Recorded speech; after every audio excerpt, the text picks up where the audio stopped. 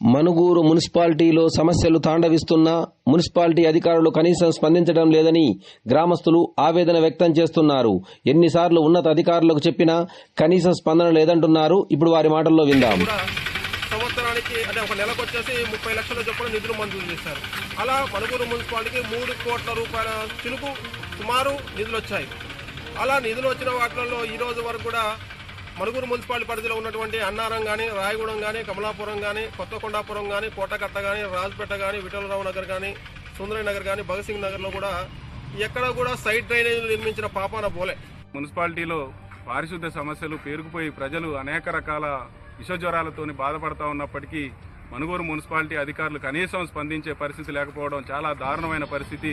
Municipality అధికారులు తక్షణమే స్పందించి ఎక్కడైతే డ్రైనేజ్ వ్యవస్థ పేరుకుపోయి గుంటలు ఏర్పడి డ్రైనేజ్ వ్యవస్థ అస్తవ్యస్తంగా మారిపోయి ఉందో ఆ పరిస్థితులన్నింటినీ చక్కదిద్దాలని చెప్పి సందర్భంగా మున్సిపల్ వారిని డిమాండ్ చేస్తా ఉన్నాం.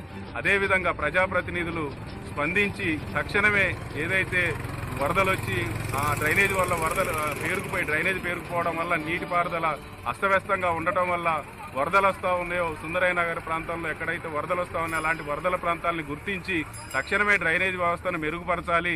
అదేవిధంగా పారిశుద్ధ్యం లోపించడం వల్ల డ్రైనేజీలు ఏర్పడి అక్కడక్కడ దోమలు పేరుకుపోయి విషజ్వరాల బారిన పడతా ఉన్నారు. ప్రజలు వెంటనే స్పందించి అధికారులు ఫీవర్ సర్వే చేయటం కానీ, అదేవిధంగా ఎక్కడైతే డ్రైనేజ్ పేరుకుపోయి చెత్తాచెదారం పేరుకుపోయి ఉందో అక్కడ బ్లీచింగ్ చేయటం కానీ, అక్కడ సంబంధించిన అధికారులు బ్లీచింగ్ చేసి శుభ్రపరచాలని చెప్పి సందర్భంగా డిమాండ్ చేస్తా ఉన్నాం. అశుభ్రతతోటి అదేవిధంగా పర్యావరణ సమస్యలతోటి ఈ ఊర్లు మొత్తం కొట్టుమిట్టాడుతూ ఉన్నాయి. ఇప్పటికైనా మున్సిపాలిటీ అధికారులు ఎక్కడ కూడా మున్సిపాలిటీ అధికారులు స్వచ్ఛందంగా నీట్గా ఏ గ్రామాలు అభివృద్ధి చేసినట్టు కూడా అనిపించట్లేదు.